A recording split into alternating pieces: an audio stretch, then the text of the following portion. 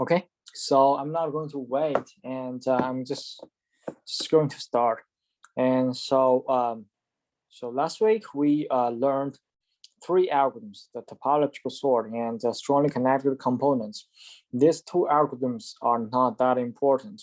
So instead, we spend most of the time on the minimum spanning tree problem, and we said that so among two choices to solve the minimum spanning tree problem, and prim is more important.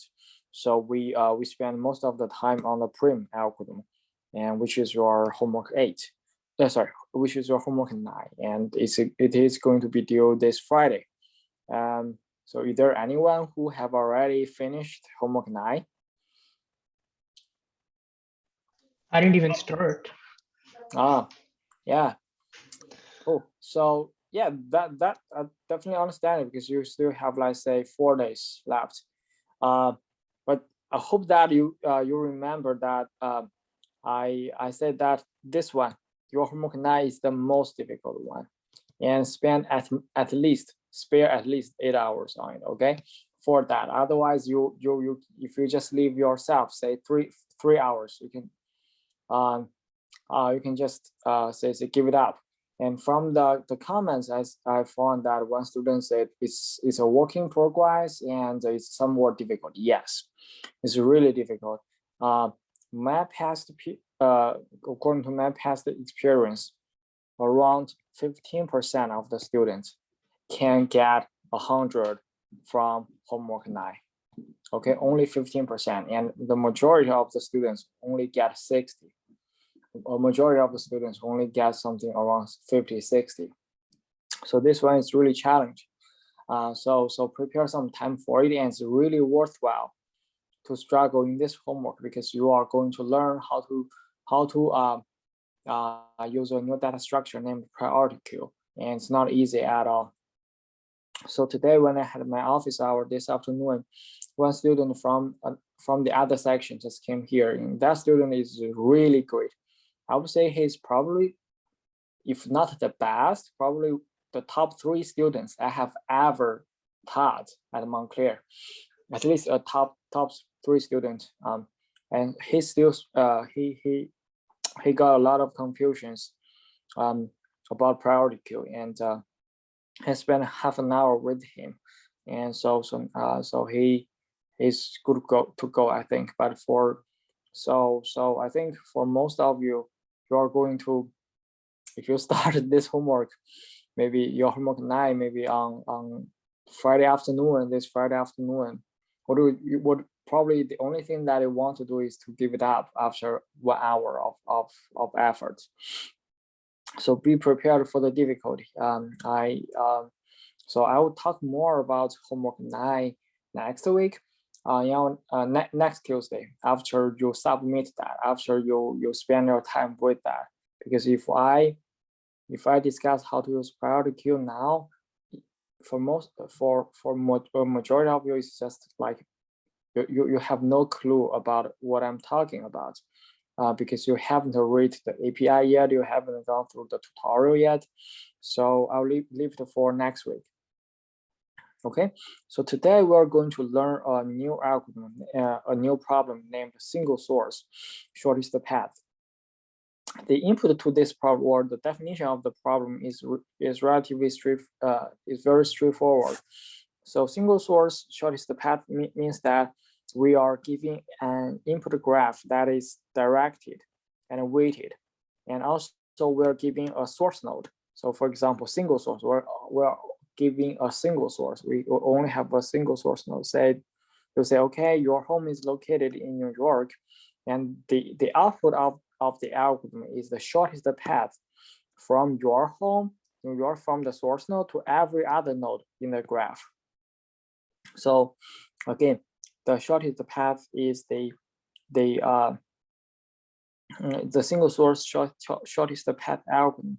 Algorithm is going to output the minimum distance from the the shortest path from the source node to every other node in the graph. Okay, so if we talk about the minimum distance from the source node to all the other nodes, have we learned an algorithm that can give us this kind of outputs before?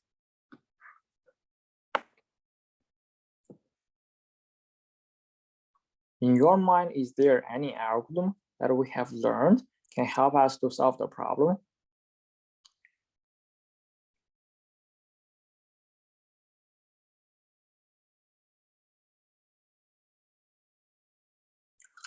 DFS, no. DFS only outputs the discovery time and finish time for all the nodes. This discovery time and finish time, they don't convey any concrete meaning, but instead we use them in the topological sort and strongly connected component algorithm. Yes, I say a correct answer. That is BFS. So let's say, what is the output of BFS? Here is the example. Okay, suppose you said, okay, your source node is here, is S. Then at the end of this BFS algorithm, it will output the minimum distance from the source node to all the other nodes. So for example, it tells us that from the source node S to V, the minimum distance is 2. From the source node to Y, the minimum distance is 3. Right? So it seems that, yes, so here we see that BFS can help us to discover the minimum distance from the source to all the other nodes in the graph. But my question is that, can we use BFS to solve the single source shortest path problem over here?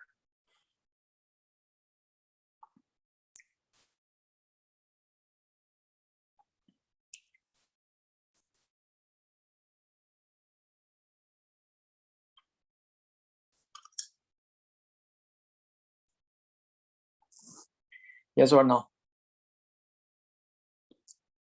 Yes, the answer is no, correct. The answer is no. The reason why it is no is because if it's yes, then there is no need for me to spend 2 hours on this problem. I would just say, okay, if we're given this problem, we're going to use the BFS algorithm to solve it. No, so the answer is no. But why it is no? So here, let's say, let's revisit the BFS algorithm over here. So we can say that the input graph for BFS is a undirected, right? It's an undirected graph. The edge does not come with any direction. And also in BFS, we treat all the edges the same. This is what we discussed this last lecture in the minimum spanning tree problem. So here we say that from the source to Y, the minimum distance is 3. Is because we need to go across 3 edges, but each edge may actually mean different distance or different cost or different time. So but in BFS, we do not consider that. We just consider each edge.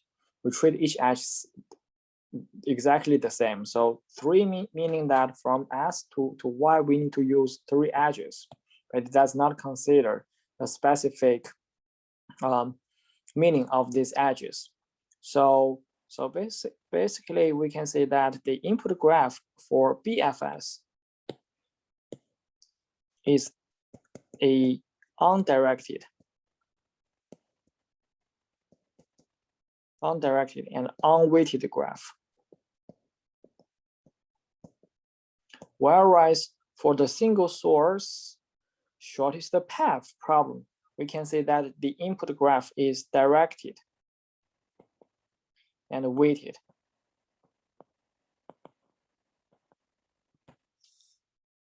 Right? So here if we take this input as an example, then this graph is directed and and weighted. So that's the reason why we cannot use BFS to solve the single source shortest path problem. Make sense? Yes. Okay. So here I listed the limitation of Bfs algorithm over here. So the main limitation is that it only it treats all the edges the same without considering the weight of the edges. So we need a better solution. And to solve the single source shortest path problem, there are two different solutions, two different algorithms. The first one is called Bellman Ford. Okay, just wait a second.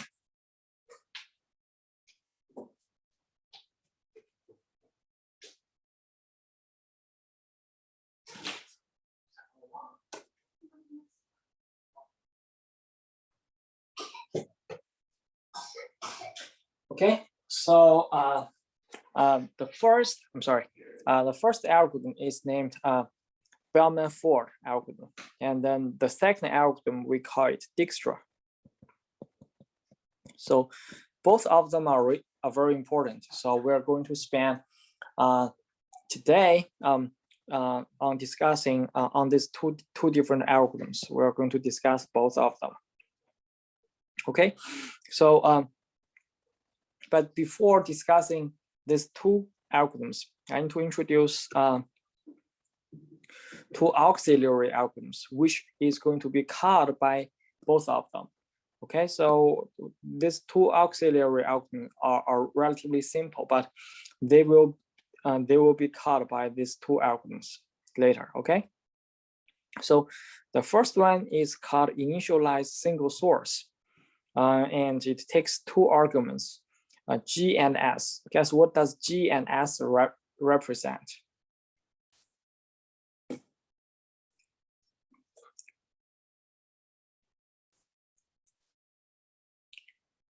Yes, graph and source node. Great. So this is exactly the same as what we have in a BFS algorithm. BFS algorithm also takes two inputs, graph G and source node. Great.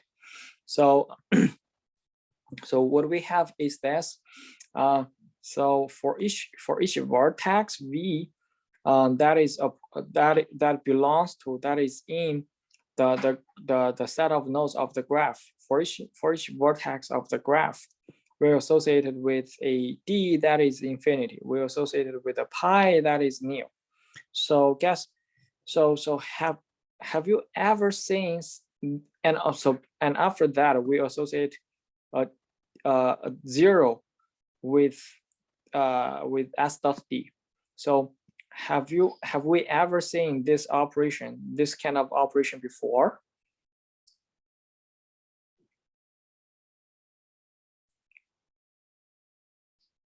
Yeah, yes, great. In BFS, cool. So we said in BFS here, let's come back to the BFS algorithm. For each vertex in the graph, for each node U that is a part of the graph except the source node, we're associated with an infinity distance and neo pi. And for the source node, we're associated with a 0 distance and a neo pi.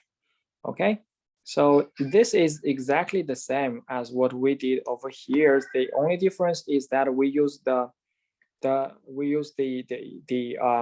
notation U in the BFS algorithm, but here we use V. But actually, it doesn't matter. Cool, it doesn't matter. And from the chat area, I see the student already mentioned that. So the D means V dot D means the minimum distance between the source node and V. And then pi means the parent of the node V. Okay, cool. This is excellent. So we call this algorithm initialize because this is what we do in the beginning of the search. So give me a graph and the source node before we do the search, before we actually conduct the search, we're going to call this function as the first step to initialize the search. So so what do we do over here is that basically for each node, except for the source, we associate with a infinity distance, whereas for the source we associate with a 0 distance, and also for all the nodes we associate each with a new parent. So here my question is that why do we associate a 0 distance for source? Why do we have this operation?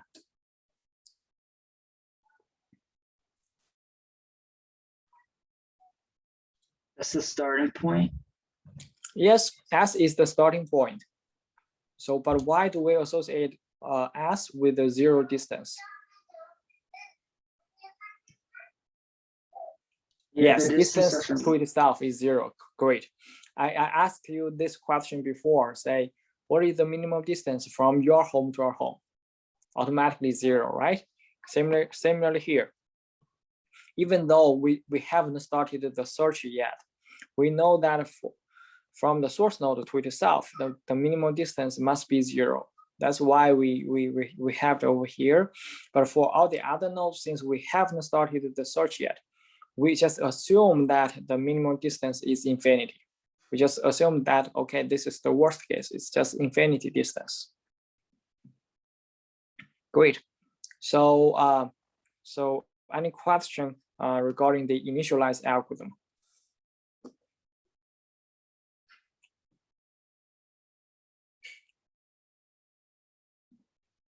Okay, if no question, then I'm going to ask one. So what is the complexity of the initialized algorithm?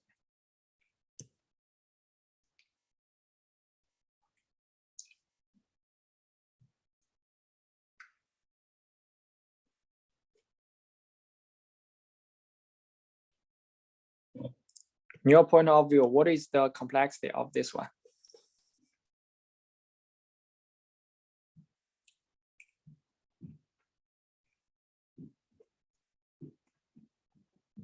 So previously we said that if we want to infer the complexity of an algorithm, we need to focus on 2 parts, function calls and loops. So here in this function, we don't call any other function. So we only need to focus on the loops. So we got one for loop, right? Only one for loop. How many iterations are there in this for loop? Yes, I said in the chat areas. So ON. Actually, it's not ON. It is OV. OV squared. OV. Just OV, because here the number of iterations is just the size, the number of the number of nodes in the graph. So the complexity is OV.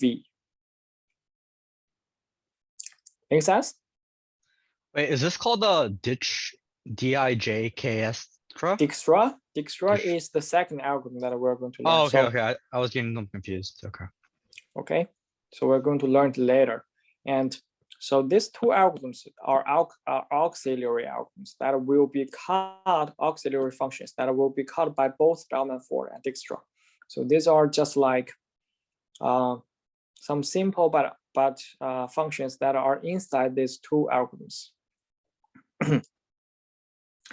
Okay, so the initialized algorithm is complexity is OV, and then let's look at another function named auxiliary function named relax.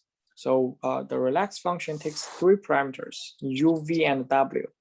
Okay, so U and V are a pair of nodes in the graph, such that in the graph there is an edge from U to V, and W is the weight function.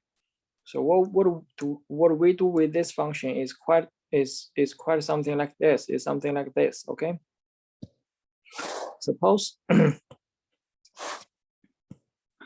suppose that this is your home, and this is Montclair. This is our campus, and you want to go to the campus, okay? And you want to find the best route from home to campus. So suppose that today you got your neighbor tell you, okay, I know there is a route, so which goes like this.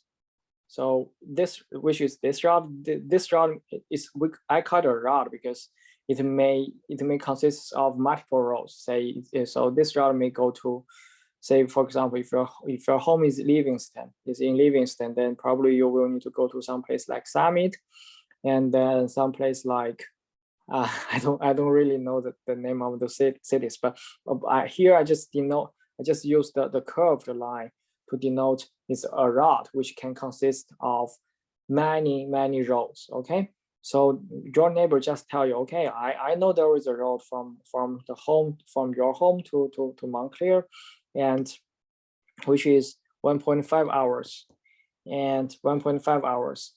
And so in your mind, okay, so far this is the best route. This is your best route so far. And so today, and say someday you make a new friend, and your new friend, so you make a friend, and your friend lives in Clifton. And your friend says, okay, hey dude, I find a route. I know there is a route from your home to my place, and it's going to take 0.8 hours. And then also what you know is that this is I also use the curved line to denote this is a route which can consist of multiple roads. But from Clifton there is a highway that connects goes to MSU directly. Let's say this is Route 3. From Clifton, if you follow Route 3, it will take you 0.5 hours to reach Montclair, to reach our campus. Here I use the straight line to denote this is a single road. Okay, so this is the information that we have so far. So previously you always follow this route, which is going to take you 1.5 hours. And today, since you know a new friend, and who tells you that if you make a detour at Clifton, and you will spend 0.8 hours, and then another 0.5 hour to go Montclair Street directly by following Route 3. So which route are you going to choose? The Clifton route. Yes, you are going to choose the detour route, because 0.8 plus 0.5, the total distance of or the total time of the detoured route is like 0.8 plus 0.5, which is 1.3, less than 1.5. So this route is faster. So we're going to choose this one, correct? Yes.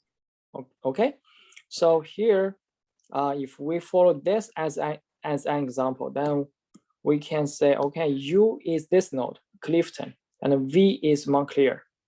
The reason why we do this is because in the graph there is an edge, direct edge, that connects U and V, these two nodes. So in real life we have a route or road, which is Route 3, that directly connects Clifton and Montclair.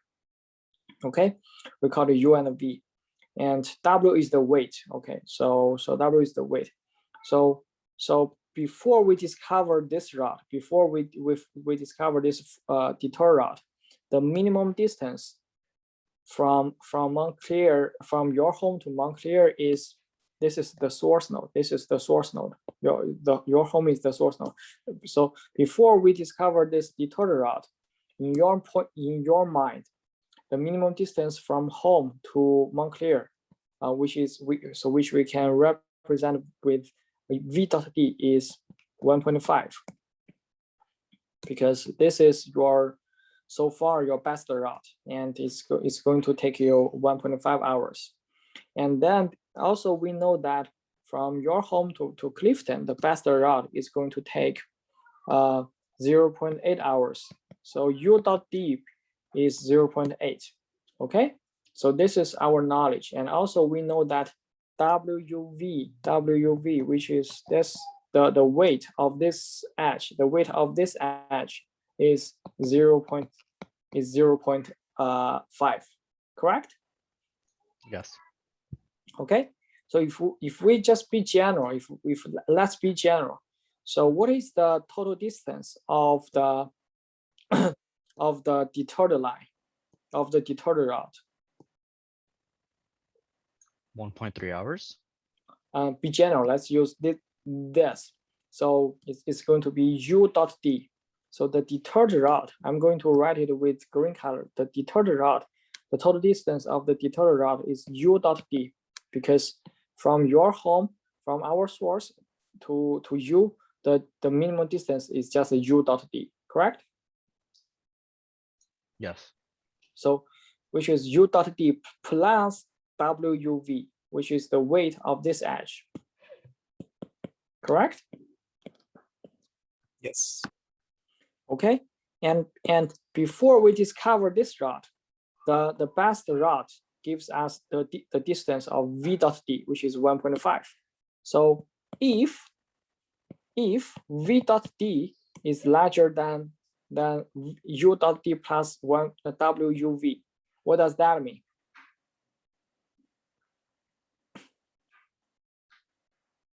Then we're gonna replace b dot d with u dot Yes, d. it means that so we just find the new route, which is the deterred route, is a better choice, right? Yes. Okay, so I'm just going to write down some notes over here. This is the distance, the time of original route.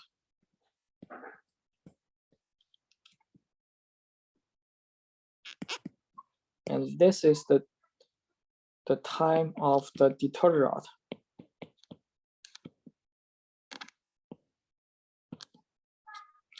Okay, so if the original route takes more time than the deterred route, we are going to take the deterred route, right?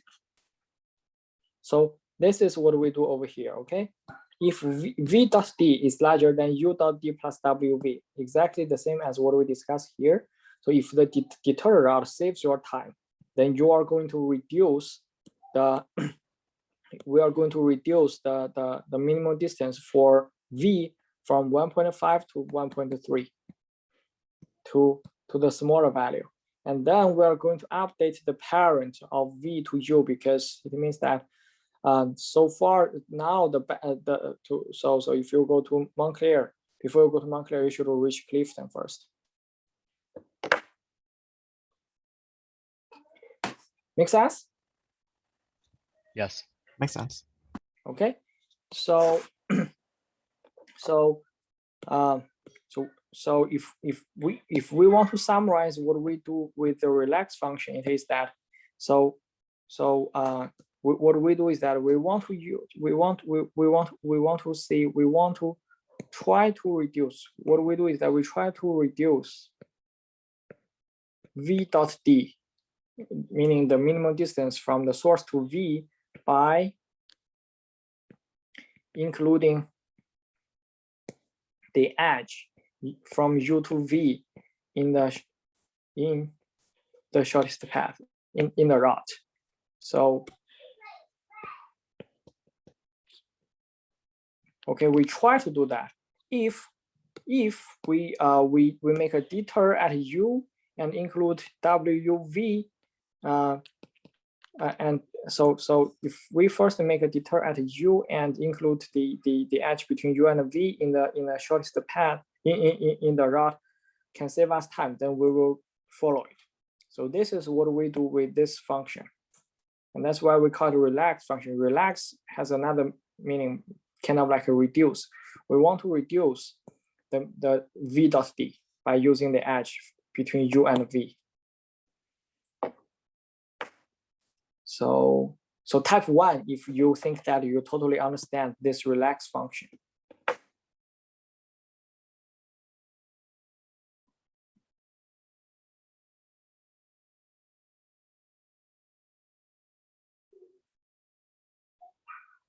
Okay, cool. So yes, this is great. This is what I expected. So I not what I expected. I really need you to understand it before I continue. So this is what we do with this function. In your point of view, what is the complexity of the relax function?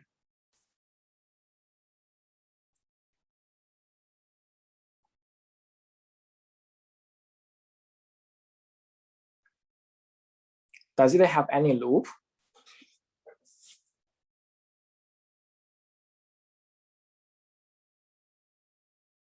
It does not have any loop, right? In this function. Does it have any, does it call any other function? No, yes. So the time complexity is O1. If so, for any algorithm, yes, constant time. So because we are only going to execute at most 3 lines, three instructions. So it's constant. This is constant time complexity. Cool. So in the future, if you see an algorithm which does not have any loop and does not call any other function, just be confident and give it a O1 complexity. Okay, so these are the 2 auxiliary algorithms that I have discussed. And next, still before I discuss these 2 main algorithms, I need to talk about some factors that we need to worry about for the single source shortest path algorithm, for the input of that. So far, let's say when we're talking about the travel time by using a road. So for example, I'm not sure. I think it is I-90 that connects, no, I-80 that connects Montclair to connects New York to Montclair. So here we have for this edge we have a 0.5 as it would meaning that from New York, if you want to go to Montclair by following that highway, it's going to take you 30 minutes. But if you want to go from Montclair to New York in the opposite way, it's going to take you a longer time, 1.5, because you are going to have the traffic jam. So as you can see here in this input example, all the weights are positive values, right? We don't have any negative values because in terms of the travel time, we cannot say, okay, from point A to point B, it takes you negative 30 minutes. So yeah, that's impossible. Right, that's impossible. So it's only actually if you learn the Albert Einstein's physics, it's only possible when we can travel at a faster speed than the speed of light, which is the speed of light is around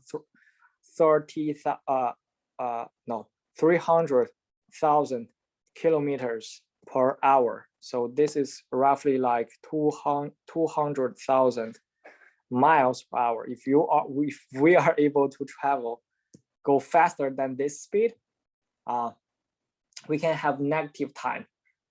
But this is impossible in the, at least in our universe. It's not possible.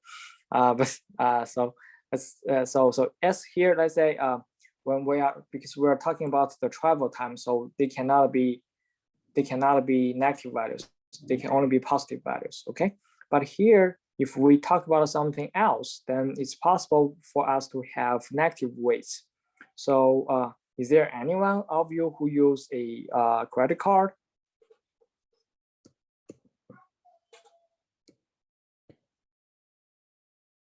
Do you use credit card?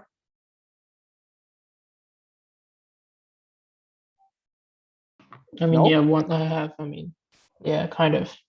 Okay, credit Not card. too much money. Yeah. So what is the what is the motivation for you to use credit card, to open up a credit card? To make Use credit credit score. credit score. Yeah, okay, it's to improve, to build your credit. Okay, that's great. Is there any other reason? To use money you don't have. okay, use money. So it's like you want to spend early. Mhm. And the cashbacks and the returns you get. Yes, the cashbacks, okay? And Okay. also the cashbacks. Okay, so this is okay. The first and the third one are okay. So yes, but forget about this one, okay? So so if you want to spend early, if you spend, so never spend do not spend the money that you don't have. So the reason is that, so you know that the how does credit card companies make money? Interest? Yes, they charge you a very high interest rate. So let's say if you make a purchase today for $1,000, and your payment due date is say next month, the 15th of next month.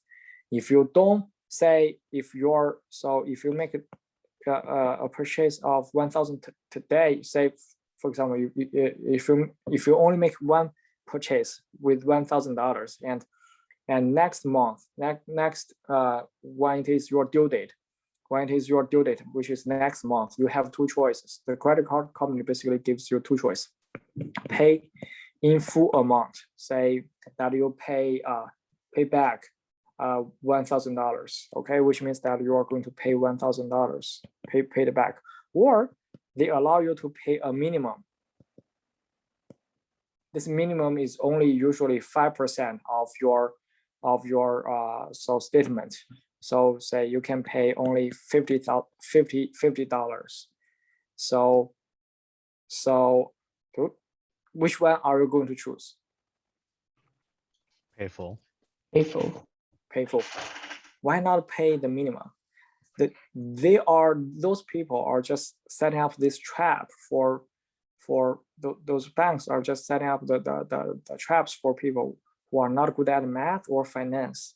So the reason why they allow you to pay a minimum of $50 is that if you pay $50, then you owe them $95, $950, right? No, you own $1,050. No, originally you owe them $1,000, and now you Mhm. pay them a minimum of $50. So your balance, so you still owe them $950, correct? Yeah. Okay. So do you know how much interest are they going to charge for whatever you owe them? 20%. Around 30. 25%. Around 30%. 30. So in the US, the government allows the banks to collect at most 33% as their interest rate.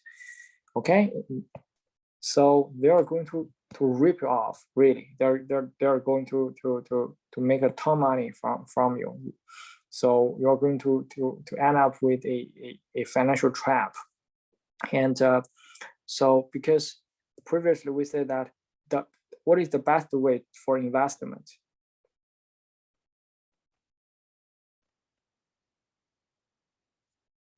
You said companies like Vanguard, for example? No. I'm saying what is the best way of investment? Invest on yourself, right? Education, yeah.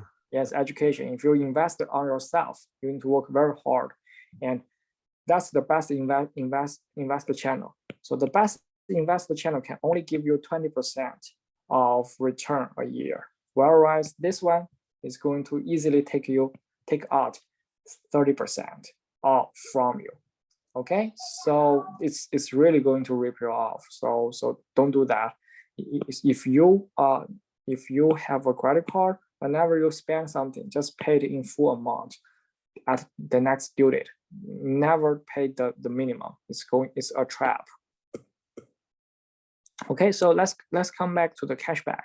So I'm not sure if you know the idea of cashback. Say for example, if you open up a credit card, then usually the credit card companies so allow you to do a 1%, at least 1% cashback. It means that, so if this is you and this is the bank, say if you make a purchase, if you spend $1, they will give you, sorry, if you spend $100, they will give you $1 as the reward. So here I'm just using the weight to denote the cash flow for the bank. So here, say if you send $100 to the bank, they're going to give you $1, return you $1 as the reward. So this is how the cashback works. How does the cashback work? So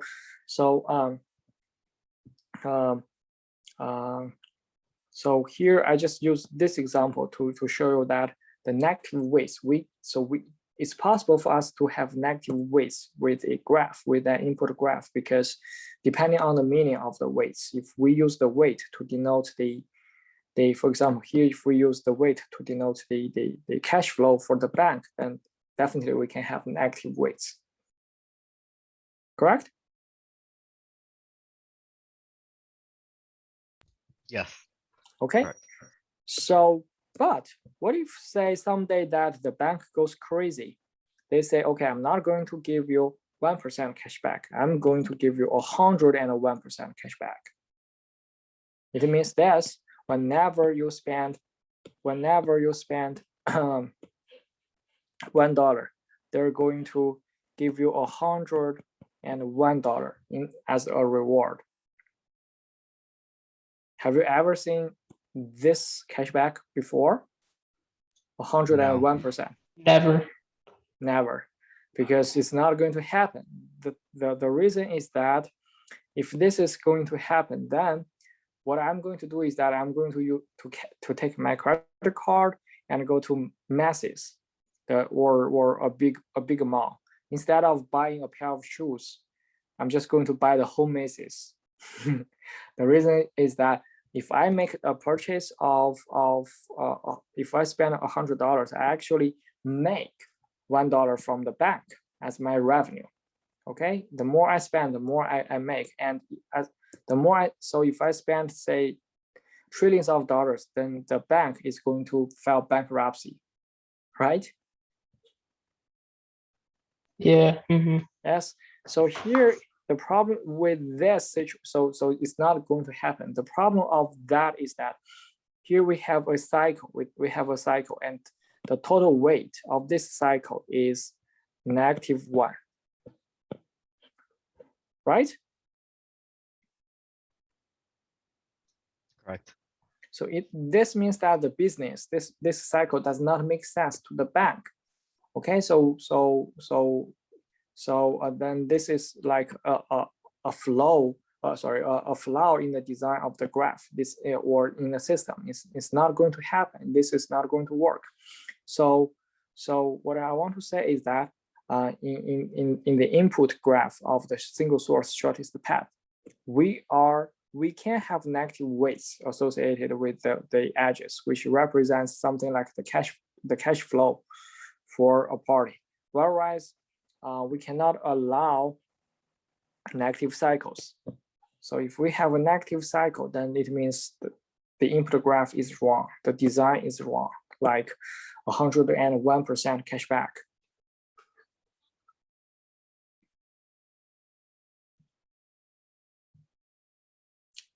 Make sense? Makes sense. Okay, cool. So next, finally, I'm ready to introduce this algorithm, the first algorithm named the Bellman Ford. So the Bellman Ford algorithm is relatively easy to implement, and but it's kind of like it's not too very easy for us to understand it. So here when we're talking about these two algorithms, the Bellman Ford and Dixtor algorithm, we need to take these two factors into consideration. Okay. So whether if the graph has a negative cycle or negative weight. So we said that a negative cycle means that the input graph is wrong. Correct? Yes. Okay, so the power of Bellman Ford algorithm is that it allows us to pass in a wrong graph, meaning that so it allows negative cycle in a graph. So what this algorithm does is that if there is a negative cycle in the graph, this algorithm is going to be able to detect it and output false. So if it output false, it means that it detects a negative cycle in the graph, and the false it returns false as a signal for us, saying that hey, our input is wrong. Okay. Otherwise, it will just return true, meaning that okay, I finished my calculation and your input is correct. Okay. So this is the power of this algorithm. It allows an invalid input, and it's able to detect such an invalid input. And the idea of this graph of this algorithm is something like this. So I'm just going to use another example over here. Say I'm going to write down all the cities along the east coast from the north to the south. Say we have to the south. Say we have Boston, we have New York, and we have DC, we have Atlanta, we have Orlando, and we have Miami. So say these are the 6 cities along the east coast from south from north to south. And suppose to say you want to make your travel from Boston to Miami. So what you can do is that you can go directly from Boston to Miami, drive directly from Boston to Miami without making a stop at any place, any intermediate city. You just drive continuously for maybe say 24 hours or 30 hours and arrive at Miami. Or some people may say, okay, I want to visit a couple of cities along the road. So I'm going to make a stop at New York and make a stop at Orlando, and then go to Miami. Or say someone may say, okay, I want to make more stops. I want to make stop at DC and then make stop at Atlanta, make stop at Orlando, and finally I arrive at Miami. And then say someone may say, okay, I don't want to miss any scenery on my way. So this guy is going to make a stop at every city and then finally reach Miami. So, and then if someone comes out, say that guy is kind of like saying that I am going to design my travel in this way.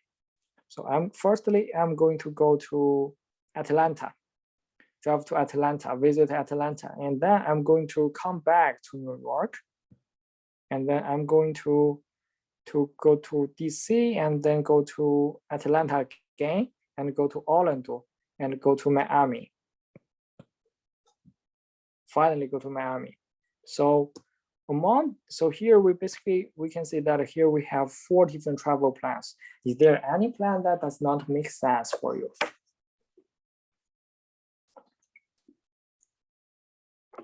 Atlanta to New York. Yes. This is the only thing that does not make sense, because here this guy is making unnecessary drive, because he first goes to Atlanta and then make a cycle between Atlanta and New York, DC and Atlanta. So basically this guy just traveled this place in a cycle, right? Yes. With this cycle, this guy is like, even though he probably drive for maybe 20 hours or 30 hours, he does not make any move actually. Correct? Correct. And so this algorithm would detect the negative distance like that? No. So no, this is not how it detects the negative distance. Negative sex. Okay. I understand your point. Okay, so yes.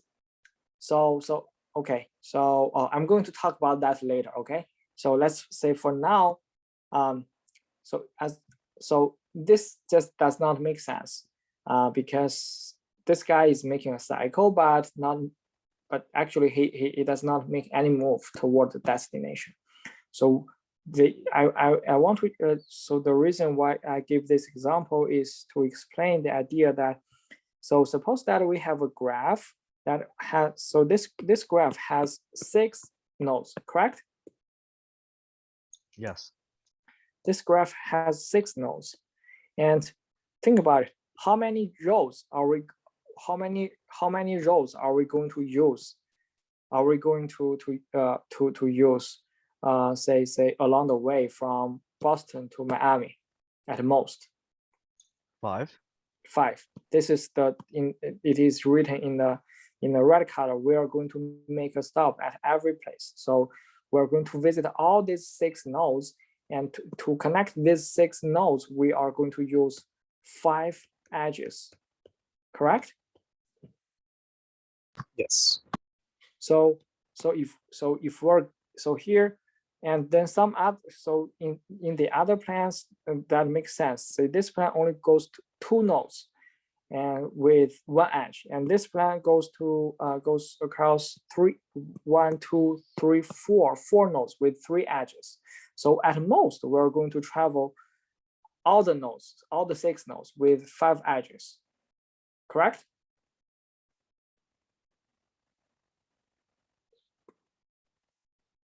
Is that correct? Yes.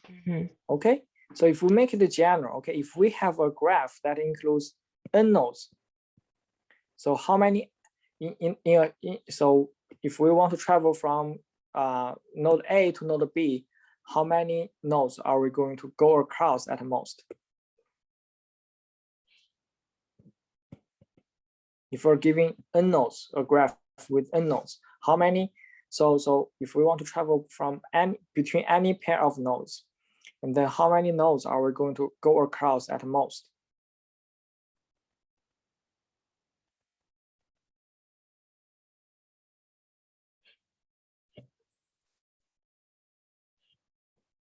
We're going to go across at most n nodes, because we are definitely not going to visit any place twice, because if we visit a place twice, it means that there is a cycle.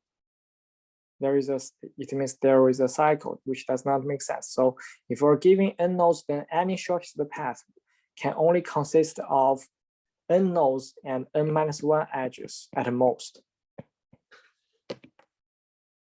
Correct? Makes sense. So this is the idea of Bellman Ford algorithm. Okay, so so a shortest path can contain at most n nodes that are connected by n-1 edges.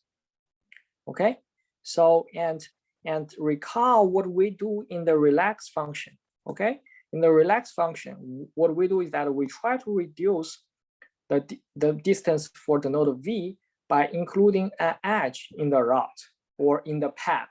Okay, by including an edge in the path in this path. And think about it, we are going to have at most, so a shortest path will include at most n-1 edges, correct? Correct? Yes. So this is like that we in our shortest path, we have at most n-1 spaces to store an edge. Okay, at most we are going to have n-1 spaces, or each space can store at most 1 edge. So if the graph, so what we do is that, say if this graph has 5 edges, I'm going to use 5 different colors to represent 5 edges. 1 edge, 2 edge, 3 edge, 4 edge, and 5 edge. Okay, so for example, if one graph has 5 edges, what we do is that first we are going to try to put the yellow edge in this place to say if we can put it over there. If we can put it over there, it means that the first edge of the shortest path is just the yellow one. And then we're going to try to put the orange one over there, the blue one over there, and then green one over there, and then the red one over there. Basically, for each possible place of edge, we just enumerate all the edges to say, okay, if it's a fit over here, if it's a fit over here, and we're going to repeat this operation for all the places. So the idea is that for each of the n-1 placeholders of the edges, we're going to try to put every edge over there to see if we can do that. Make sense?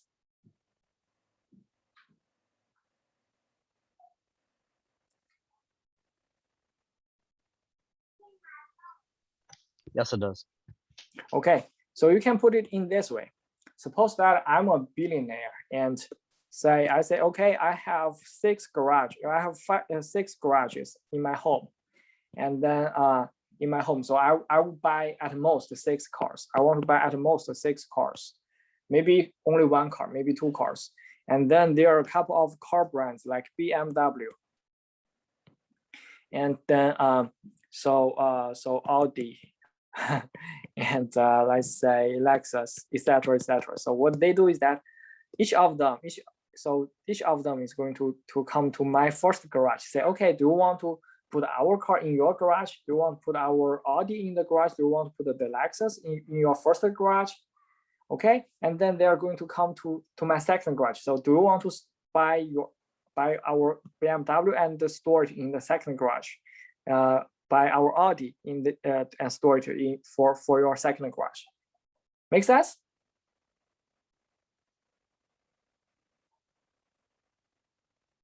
Yes. Okay. So this is what we do in the Bellman Ford algorithm for each of the possible for each of the placeholder of the edges in the shortest path. We just enumerate all the possible edges. Like, what does the car salesman do? For each garage, they just say, okay, do you want to buy a car and store in this garage? So this is the same as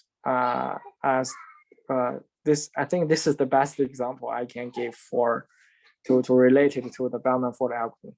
So the pseudocode of this algorithm is this. So it takes 3 parameters, G, W, S, where G is the input graph, and W is the weight function, and S is the source node. So first, it's going to call the initialize function. So do you still remember what is the complexity? So let's talk about the complexity later. And for I from 1 to G dot V minus 1. So G dot V is actually N. So for each of the N minus 1 possible places of the edge, and then you say, okay, for each edge, it's going to call the relax function to try to put that edge in the first place, in the second place, etc., etc. This 2 for loops is like for each garage. Then the salesperson is going to try to sell me a car.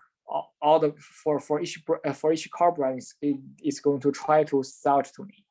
Okay, so this is what we do here. So from line 2 to line 4, we are just going to search for the shortest path.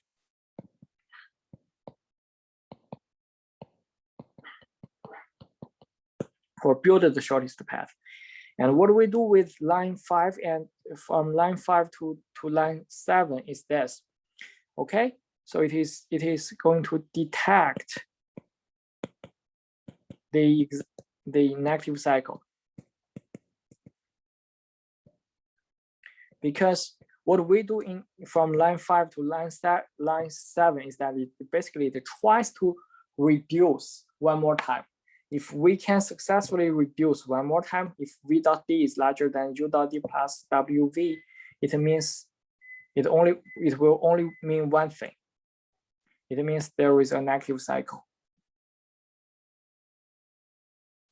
Okay, if there is one negative cycle, so for example, if I tell you, okay, if you make this one, if this cycle, if the total weight of this cycle is negative, say 10 hours. So it means that if you make a cycle from New York to Atlanta, you can reduce your total travel time by 10 hours. Remember, your objective is to save the total travel time. So you are going to make a lot of cycles over here, repeat the cycle over here, so that you can reduce your total travel time from until negative infinity. Right?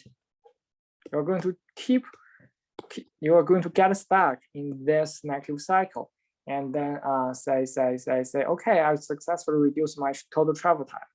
And then this is what we do from line 5 to line 7. If it detects a negative cycle, it will return false. Otherwise, it just return true.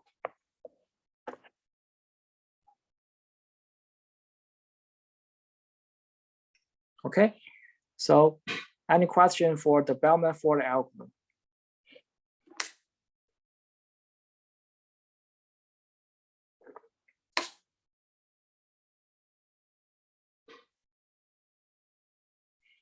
I know that it's a little bit hard to understand these parts, but the thing is that first, it does not give you any difficulty when you are doing your homework and implement this.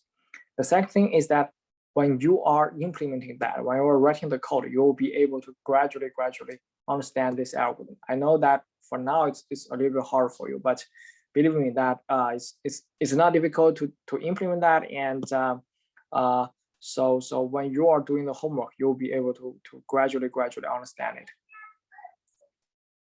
Okay, so I'm not going to use an example to do that because I'm going to introduce you the reasons in the next steps.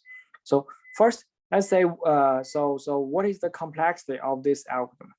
So here in this function, it does have the function call. It does call the other functions, and also it has 4 loops. It has loops, 3 loops.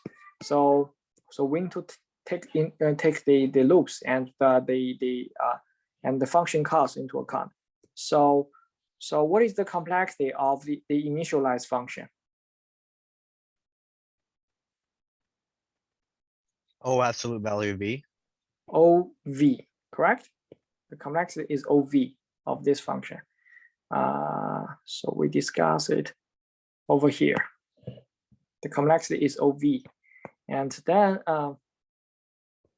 so how many iterations do we need to repeat over here?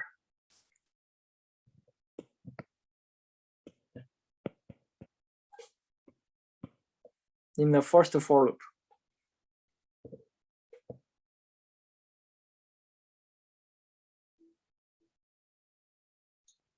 G dot v minus 1. Yes, v minus 1. So far to keep it simple, we just say use v minus 1. And then how many iterations are there in the second for loop?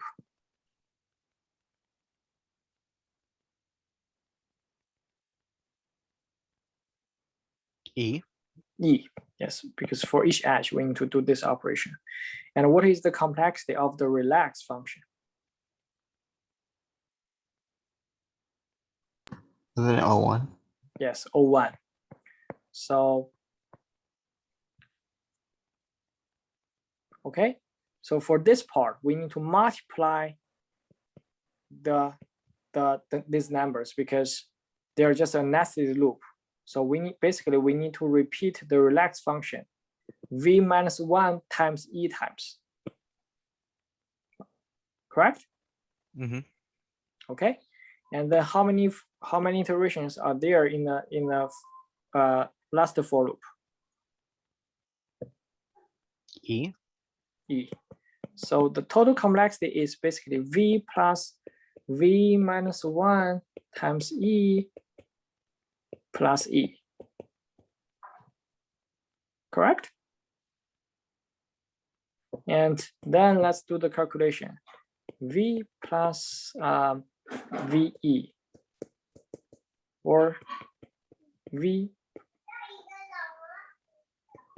e plus 1, v times e plus 1.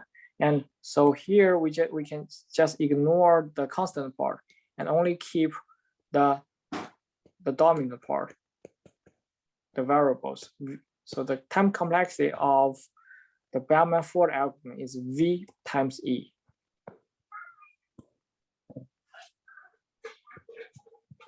Make sense? Makes sense. Do you always ignore the constant when calculating complexity? Except for it is O1. Because Okay. if it's O1, there is nothing to ignore. Otherwise, we keep ignoring we only keep the most dominant part. Because say if your total wealth is 1 million, no, 100 million $1, we're going to ignore this one and say, okay, your total wealth is $100 million, right? Yeah, understood. Okay, so so yes, this is what I want to discuss for the Bellman Ford algorithm. The reason why I cannot go through it with an example is that the time complexity is this, meaning that we need to repeat this number of steps. So this graph has this input graph has 5 nodes and 12 edges. So we need to have at least 60 iterations if we want to go through it with the pseudocode with this example. It's going to take at least 1 hour. Okay, so that's why I don't explain it with an example. But as I said before, it's not very hard for you to implement it at all. Okay, so any question for me regarding the Bellman Ford algorithm?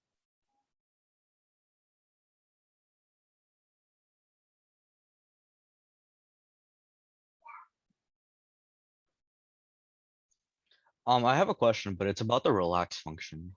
Mhm. So why did Clifton become the parent node?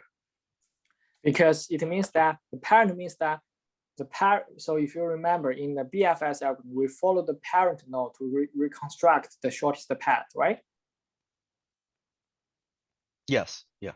And the parent means if the parent node of v is u, it means that before the last stop before v should be u, correct? Yeah, yeah. Oh, okay, because you're changing v as well. Yes, so here we set the parent of Montclair as Clifton, meaning that before reaching Montclair, you need to go to Clifton first. So we use this parent also to reconstruct the shortest path. I see, and the source node remains the same, right? Yes, it's also the parent node of the source node is always new. It's going to be always new. Okay. Yeah, I thought the source node changed, but like I just wasn't understanding it. It's fine, I understand. Thank you. Okay, no problem. So, any other question for me?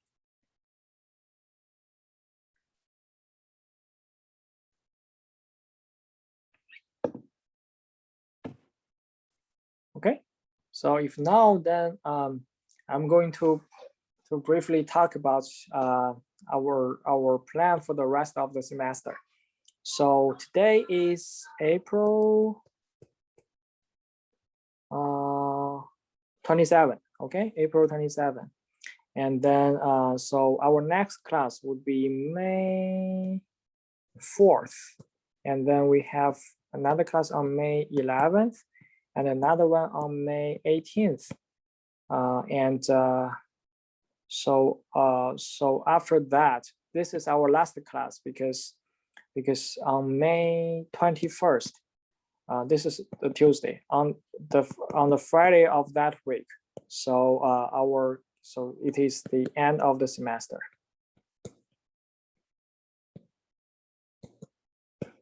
Right?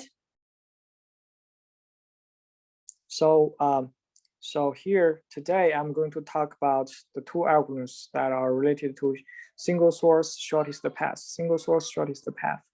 And then you are going to have your homework 10. And next week, I'm going to briefly talk about all pair shortest path. And then you are going to have your final project.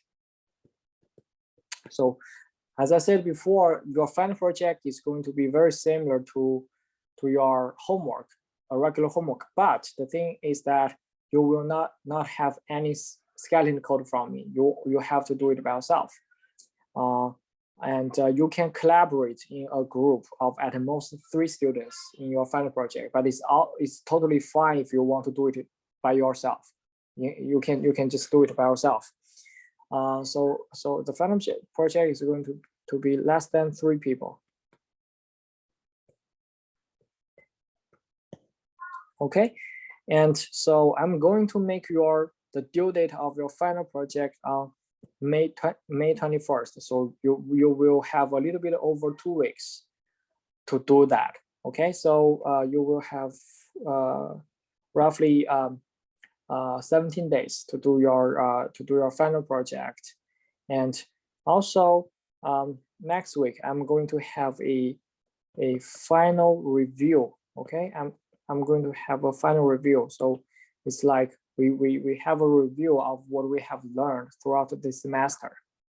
Okay, and then we're going to have the final exam on May 11th. The exam is not too difficult. It's going to take you 75 minutes. 75 minutes. And then our last week, I'm not going to have any class. Instead, I will leave it for you to do your project.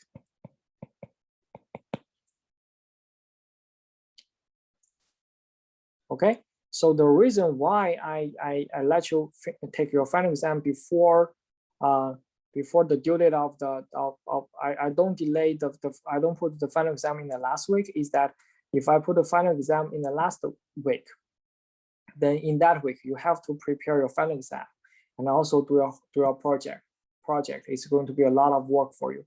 So I want you to finish your final exam on May 11th so that you can leave at least 10 days only for the project. Okay, so you don't have to do something in parallel. Is that fine with you? Sounds good. Yeah, that's fine. Cool. And so I know that. So today we only have 13 students coming to the class. If you have a friend who do not come to my class regularly, tell your friends to come to the lecture at least next week, because the final review lecture is going to be really valuable for you. So it can save you a lot of time to prepare the final exam. Okay, so with my final review, you only need to spend around 4 hours to get prepared for your final exam. Okay, so after the final review, because I'm going to tell you what are you going to prepare and what are you going to expect in a final exam. So it can save you a lot of time. Okay, so any question for me? Wait, could you go over the comparison of DFS, BFS, and the one we learned today? Okay, BFS and DFS. So first, here, if we talk about their input, both BFS and DFS can only work on undirected. Oh, sorry. Let me make DFS over here. DFS is directed but unweighted graph. So this is the difference in their input. Okay, and in terms of the output, the BFS is going to output the minimum distance from the source node to every other node in the graph. But this distance, sorry, min d, min.d. I'm just going to use v.d to denote that. This v.d just tells you how many edges are you going to use, number of edges that you are going to use from the source to the node v, to any node v. For DFS, we're going to have for each node, we're going to have two values, v.d and v.f, which denotes their discovery time and finish time. These two values do not have any specific meaning or direct meaning by themselves. So they are not they are not distance. So they cannot tell, so DFS cannot tell us what is the minimum distance from a source node to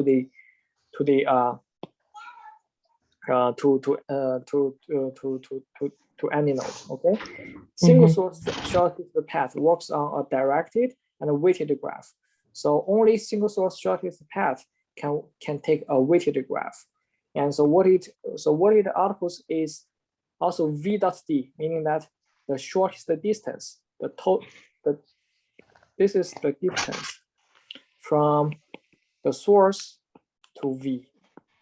And this is the algorithm that is used by Google Map or all those navigation softwares, because they already know what is your input. You need to specify your source node and destination node. And so they calculate the shortest path for you by using the single source shortest path algorithm. Okay, I get it now. Thank you. No problem. Okay. So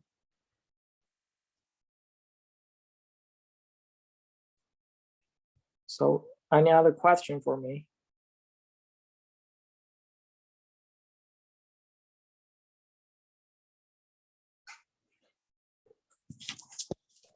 Oh, I have this question. So I feel like this class, right? We finished pretty early, so I was wondering, why is this class only once a week and 3 hours long? So I mean, I guess it's kind of like the scheduling. It's not a problem at all. So for me, I like the setting of this schedule. Say we have 2 hour and 30 minutes to discuss.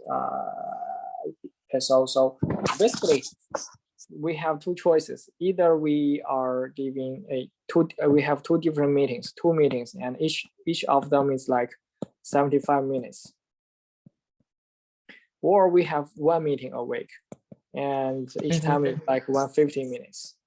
So personally, I prefer this one, because if we're giving a big algorithm like the one that we just discussed last week, the minimum spanning tree problem, that algorithm is I can. So if we only meet once a week, I can spend 19 minutes just on a single algorithm and make it very clear.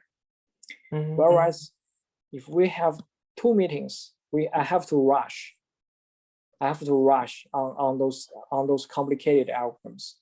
So because if I talk about a half of it today and talk about the second half of it in 3 days, most people will lose mind, lose the memory. So that's why actually I have two sections. One section is say 2 meetings a week. One section is yours, 1 meeting a week. And for those 2 meetings a week, I ask them for the LCS algorithm and the minimum spanning tree algorithm. I always ask those students to review the video lectures for your section, because I can spend 90 minutes and make it more clear. Okay, I understand now. I think that's good. Yeah, I'm 150 minutes. It's good. Get it done.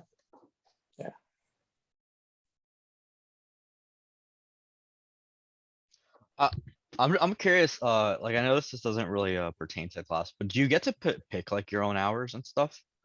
I can just let them know what kind of hours do I prefer. But it's not always they're not always going to give what I ask for. So yeah, because they have to, the department has to consider the preferences from all the faculties and make it work for the students. I say, but as you get seniority, you get more like, it becomes easier to get your hours. Does it work like that? Say it again. As you become like more experienced, like I know like you're like let's say you have like 20 or 30 years of experience, is it Mhm. easier to get the hours you want? I don't Or- know. I don't know because I'm not in a group. I'm not in a committee, scheduling committee, so I don't know. Okay, I do was just they- curious. How do they so prioritize? So the priority from all the faculty members. I don't know. Maybe 'cause, in this war, it's always like the senior people have more wars to say than junior people, but in general, okay. Yeah, that's why I was wondering, because I am interested in going down like the professor path, so I was just curious about that. But definitely say if you are more experienced or if you are more senior, you can make a bigger impact on the department. Say if we have a meeting discussing something, it's always like the junior faculties do the work and then the senior faculties make comments, make their suggestions. I don't like it, to be honest. I don't like that way.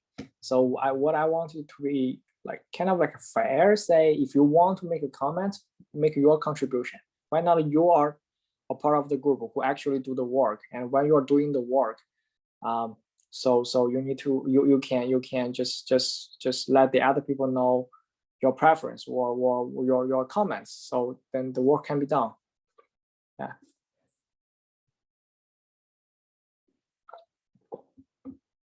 I see. But this is the word.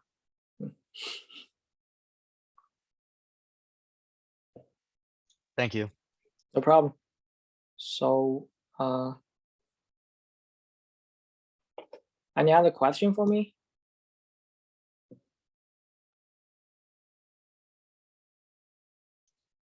Are we going over on the Dijkstra algorithm? Yes. Okay.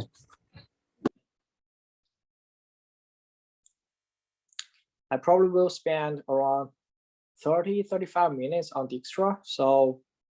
So I think I can take questions until 7. We still have 4 minutes to talk about something and get your mind refreshed. Professor, I had this thinking. I was curious about one day is that so Mac OS, right? Mhm. They have their own software.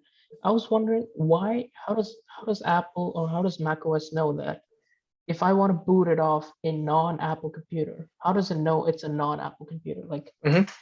how does it block me? It just doesn't make sense to me. You can install Mac OS on any computer. They already open source. I mean, they don't open source it, but they allow you to install their operating system on No, but any computer. no, I was wondering is that how does, but I don't think so. It's allowed. It's not part of the legal. It's allowed. It's allowed. No, like not as a virtual machine, as like booting off, like downloading on a local machine and then Yeah, it's booting fine. off. It's still also fine. I know someone who uses a Dell or HP and which runs Mac OS. It's possible, and this is also legitimate. You don't break the law. They Okay. allow you to do so, and they actually want you to do so because the more you use their OS, the more adhesive are you to their products. So they're able to make money from you in the long run. No, but like okay, I'll check it out because I don't know. I tried on an old computer, it didn't work for me. I have to do something complex. No, Not I'm sure that you can do it. Maybe so at least, but at least you need to have a x84. You need to have a x84 computer. Okay, you need to have a x86 computer. So okay, excellent. yeah. All right. That's actually really interesting because I know that if you have a Mac, you can use Windows, but I didn't know you could do the reverse. Yeah, I think 2 years ago they allow you to do it reversely. Yeah.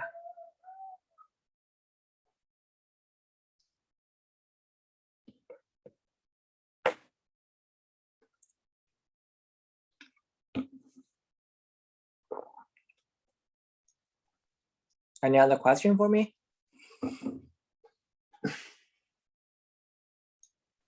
Yeah, you're teaching big data analytics next semester. Is it like a firm requirement to have all the prerequisites done to take that class with you? Or could I get like a permission from the director?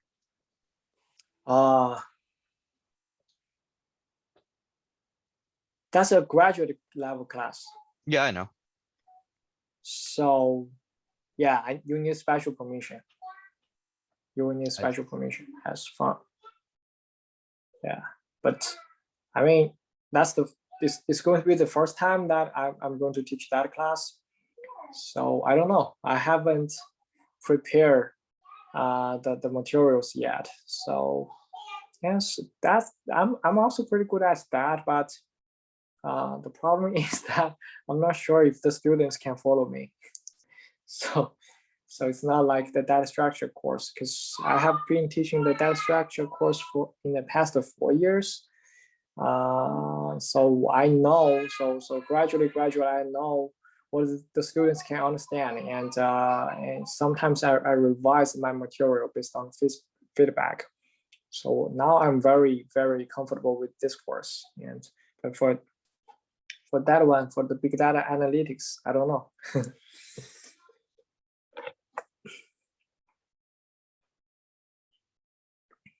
Okay. Well, I mean, I'm sure you'll be a great professor in big data analytics. You'll be fine. Hopefully. So the thing is that the more you teach, the less passionate you will be. So I remember that when I was in my fourth year, I really take the students in my class as friends, and especially the evening session like yours, because I can take a lot of questions from them, and I think I become friends with some of them. But say that the more I teach, it's kind of like I don't have that kind of, it does not stimulate my passion that much. So I think that's the problem why some senior professors do not pay sufficient attention or time on their teaching. First, they don't have the pressure to do so, and because they're tenured, meaning that the university cannot fire them unless they break the law, no matter how bad is their teaching. So they're going to have their job. And the second reason, I guess, is because they also lose their passions in teaching gradually. From now, I'm still fine now, but I'm not sure about maybe in 20 years or so if I still can teach in my current way. Who knows? Okay, so let's come to the second part of our lecture today, so which is the Dixtor algorithm. So the Dixtor algorithm is named for this person, Dixtor, and if you have interest, just to Google this guy's name. He's really famous. He's like the Kobe Bryant in the algorithm world. So really smart person. I think he's a net. He grew up. He's from Europe. So he designed this algorithm named Dixtor, and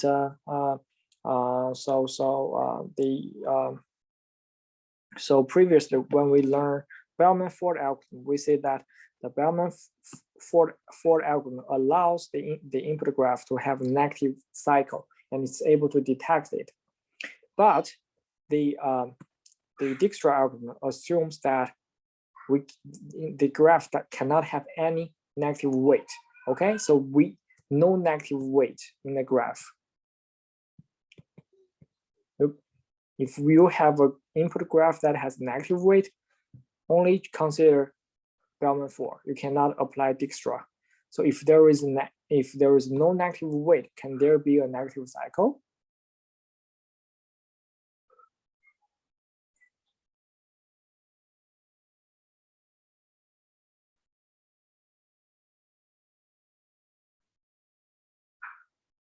Could there be a negative cycle without any negative weight?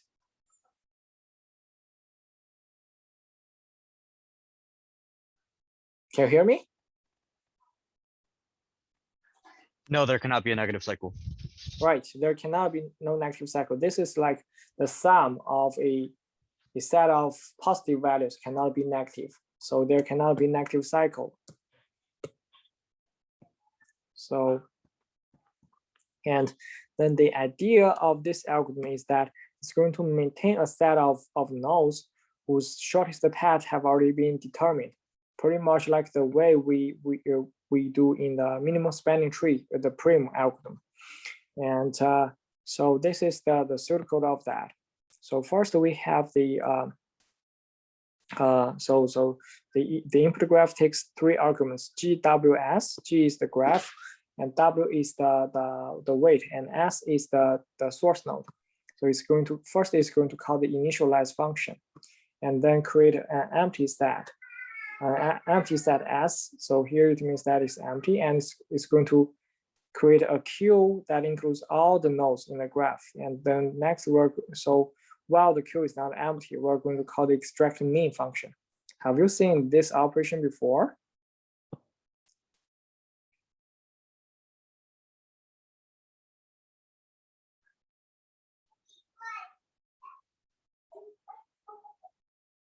Yes. So in which algorithm did we say this operation?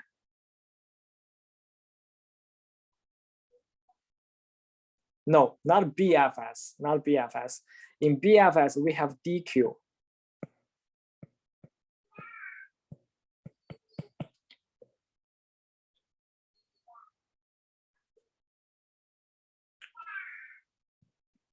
This is BFS, see? In BFS, we have DQ. And initially, when we created the queue is empty, and we just enqueue the source node into that. But here, in the Dixtor algorithm, we create a queue that includes all the nodes in the graph, and then we call the extract mean function. In which algorithm did we say this operation?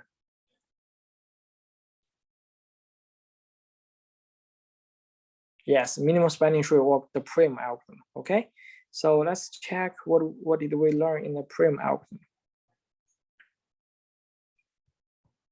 So this is the pseudocode. So here we have Q equal to G dot V.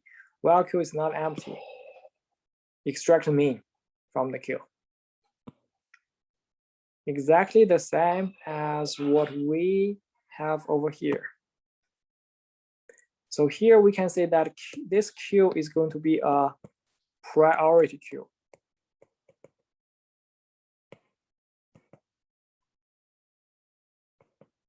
Right?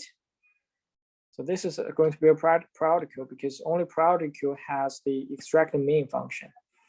And then, so we have S equal to S dot U, and for each vertex V that is adjacent to U, we call the relax function. Okay, so this is the pseudocode, and then I'm going to explain it with an example. So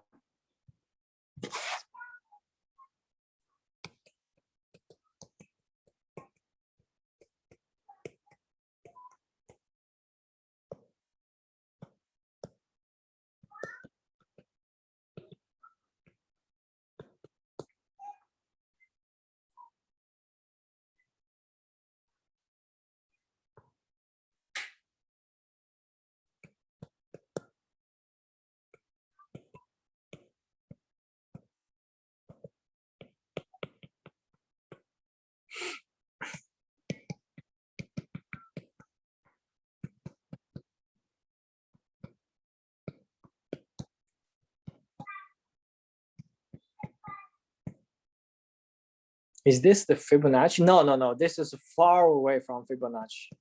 No, I was just like reading that uses Fibonacci to the algorithm. Tell us. Oh no, this is very different from Fibonacci. Okay.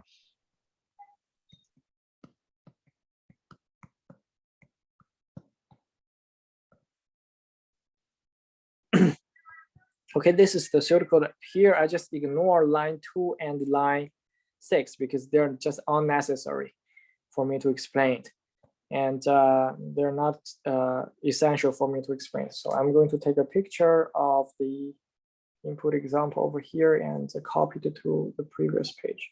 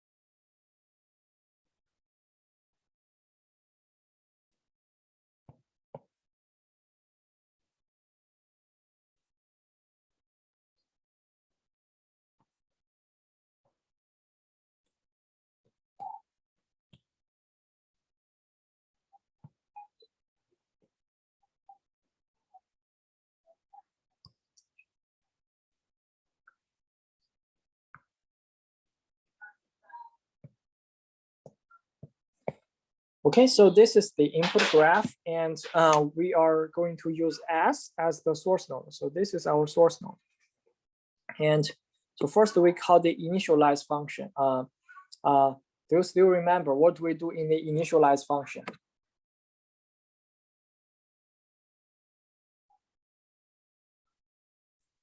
Here in the initialize function, we for each node other than the source, we associate it with a infinity distance, whereas for the source node, we associate it with a 0 distance.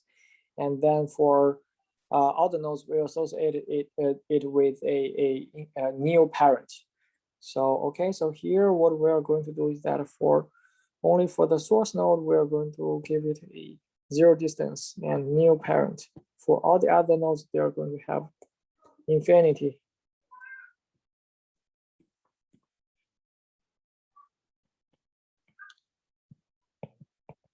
Okay, so next we're going to create a queue, and this queue is going to be a priority queue that includes all the nodes in the graph. So here I'm going to write down the queue, which includes all the nodes in the graph: S, T, X, Y, and Z.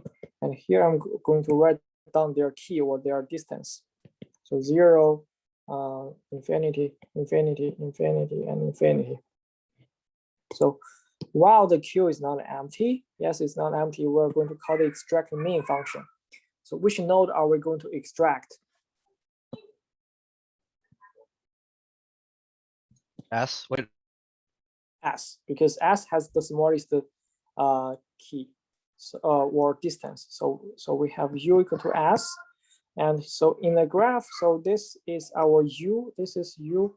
And then, so what is the, so here we're going to check, okay, for each V that is adjacent to U, we're going to call the relax function on UVW. So to make it clear, I'm going to write down the pseudocode of the relax function over here, relax UVW. Is this if V dot D is larger than U dot D plus WUV, we set V dot D equal to U dot D plus WUV, and we are going to set V dot pi as U. Okay, this is what we do.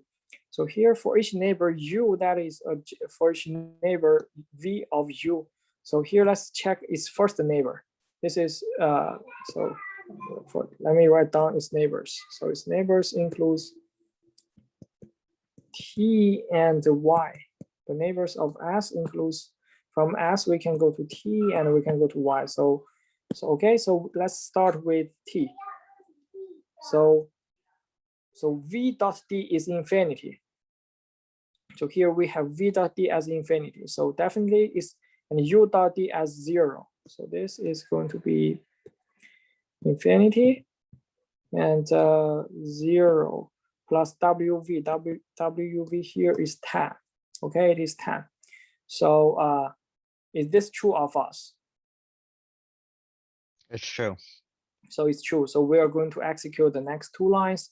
We're going to reduce this value from infinity to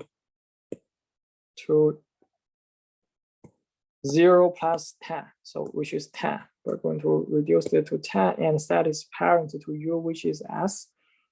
Okay, so we finished the operation at t, and the next we're going to have the operation. So to have the operation at y. This is our v. We're going to repeat the same operation. V dot d is infinity. It's larger than u dot d, which is 0 plus 5. So we're going to reduce it to 5 and set its parent to u, which is s. So we finished the iteration at y2. So we finished the first iteration of the algorithm. And so this is the result after that. And then we're going to update the priority queue with t and y. So this is good. The distance of t becomes 10, and then the distance of y becomes 5. Okay, so we're going back to the while loop. It's not empty. We're going to call the extract mean function. So which node are we going to extract? Y. Y. So we remove y, and this is y. So I'm going to use this color to mark the node that we just removed. Okay, and let's check its neighbors. So its neighbor includes t, x, and z.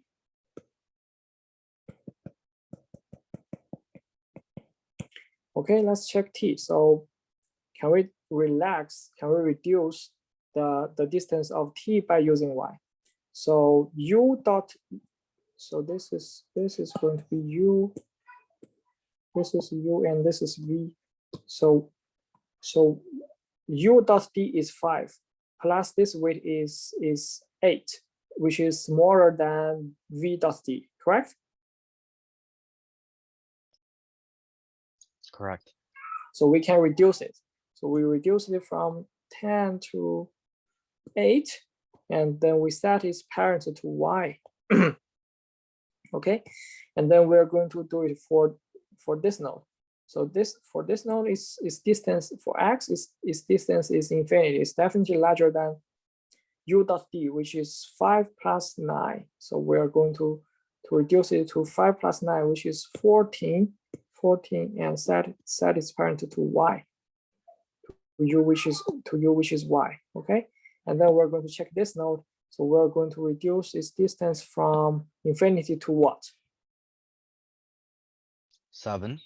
7, which is this 5 plus 2.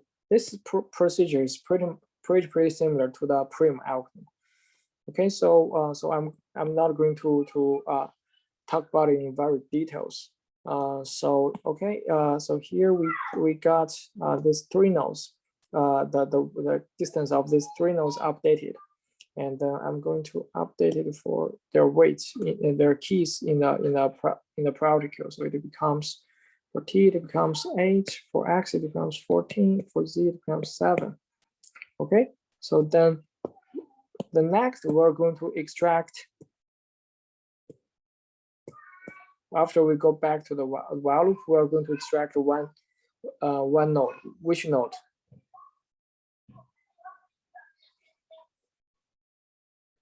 Z. Yes, we're going to extract a z, and so we're going to remove this node, and it has, let's check its neighbors, s and x. So let's first check x. The distance of x is 0, and if we try to relax it from z, it will become 7 plus 7. So can we reduce it?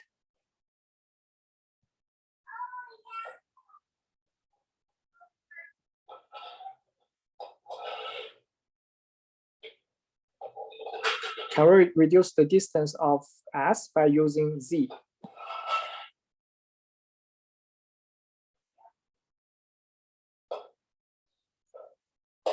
Yes or no? Can you hear me? Yeah, but I'm a bit confused on the question. Okay, so this is the node U and this is the node V. Can we reduce V dot D by using U, which means that we use U dot D plus WUV. So U dot D plus WV is 7, V dot D is and WUV is also 7. So this question becomes this: 0 and 7 and 7. Is this true or false? It's false. False. So we cannot reduce it. So we're not going to do anything for the node S. So we're going to move to is the other neighbor of it, which is X. So currently we have this.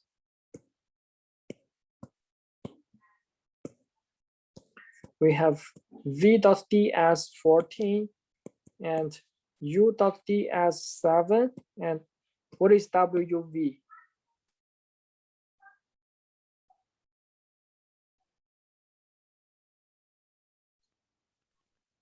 Six. It is 6. Okay, so this is true, so we can reduce it. We reduce it to 13, and then we set its parent to U, which is Z here. It is Z. Okay, so we finish the iteration at we finish one iteration of the while loop, and then we're going to update the weight for X. So it becomes 13, and the next, when we go back to the while loop, we're going to call the extract mean function. So the node that we're going to extract is T, and so T has 2 neighbors, X and Y. So let's check. This is U and this is V. Okay, so if we first go to U and then go to V, what is the total distance?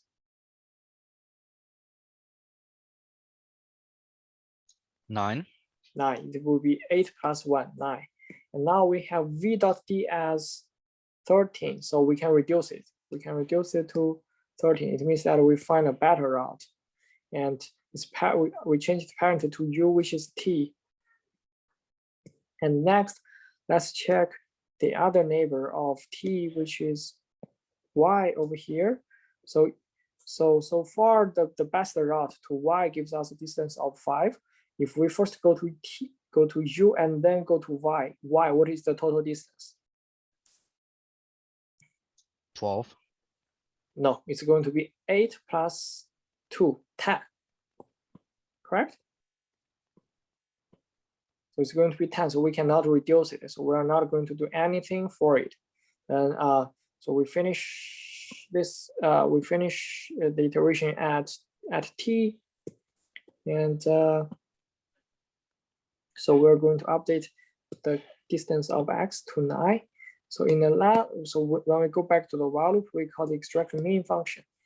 And then X is removed. So we have this node X as U, this node as U, and then the only neighbor of X is Z. So if we go to X first, then go to Z, can we reduce the distance of Z?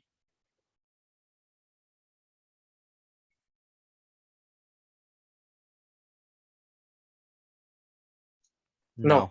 No, the answer is no, because if we go to X first, the distance we need to travel is 9 plus this edge 4.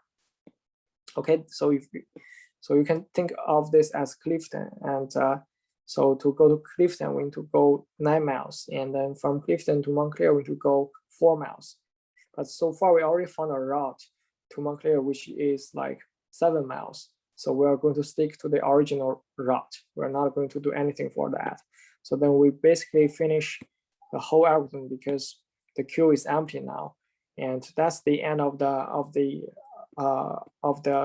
Dixtor algorithm. So here for each node, here we can say that this is the minimum distance from the source to it. So from S to T, the minimum distance is 8. From S to X, the minimum distance is 9. From S to Y, from S to Y, the minimum distance is 5. From S to Z, the minimum distance is 7. Okay, and so I'm just going to, for example, okay, from S to X, say the minimum distance is 9. Then what is the route that gives us the distance 9? So the route is that from before X, we need to go to its parent, which is T. So we need to go this way. Before reaching T, we need to go to its parent, which is Y, which is this way. And then before going to Y, we need to go to Y's parent, that is S. So the parent of S is nil, so we're not going anywhere. So this is the route that gives us the shortest path from S to X that gives us the total distance 9. So we got 5 plus 3 plus 1, exactly 9.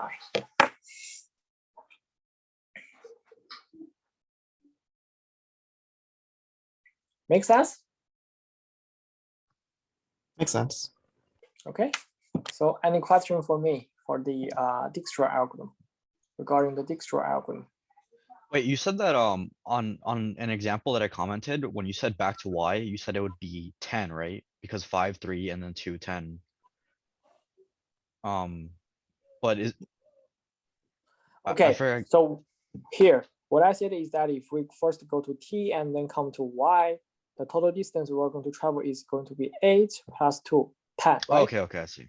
But originally we already have a route which gives us 5. So we are not going to use the detour route.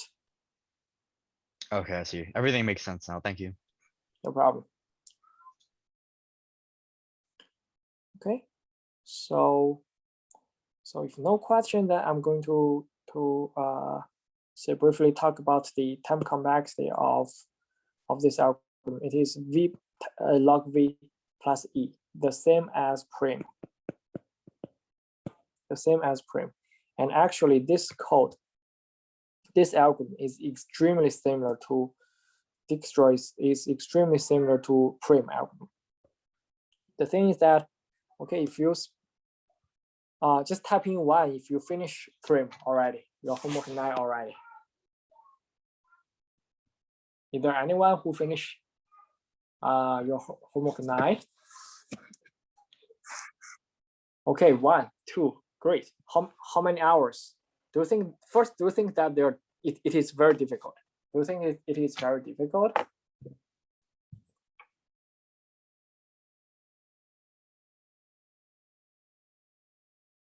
How many hours did you spend on homework 9?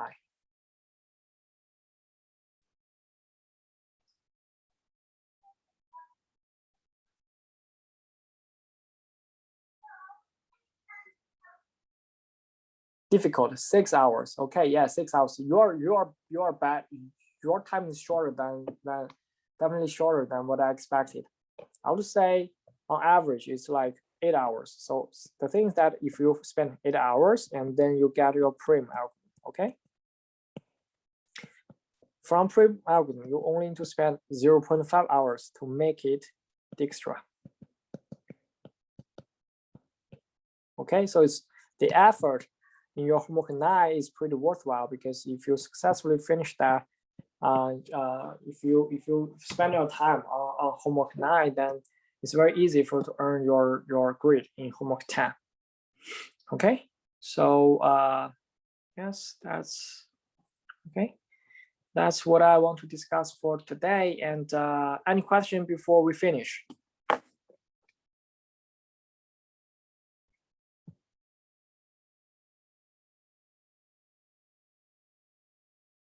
Okay, so then if no question, then yes, that's it. Have a good night. Thank you, Professor. Have a good night. Thank you. Thanks, Professor.